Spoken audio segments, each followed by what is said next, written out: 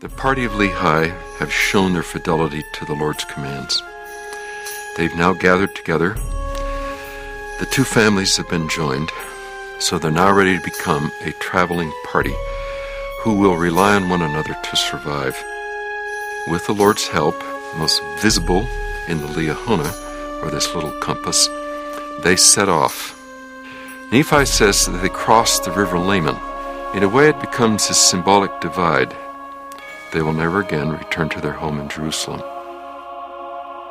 By the days of Lehi and Sariah, there was already a thriving incense trade. Lehi, when he left Jerusalem, seems to me to be following the reverse incense route. If the premise is correct that Lehi followed the incense route southward along the Red Sea and had that knowledge of where to go, then he probably acquired that knowledge either from personal experience or by communicating with merchant communities from South Arabia or other parts of the region.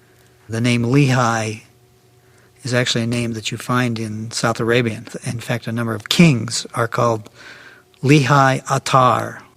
So there's some clues, I think, in his very name that he may have had some earlier contacts with the area. Lehi would have had to travel on that, but not necessarily exactly the route that everyone else took, because there were multiple possibilities within the constraints of the water resources available. It seems to me that Lehi must have had some familiarity with the local culture before in order to make this journey. Along the incense trail, there were oases where there was water. They could not have traveled without water. The desert was full of bleached bones of people who'd failed to find the next watering hole. And so you wanted to go along that trail, but it wasn't clearly marked. You just knew there was a sort of general route you had to follow. Travel in Arabia is intimately linked with water supply. Without water, you are going to die. Therefore, you have to travel along routes where water supplies are available.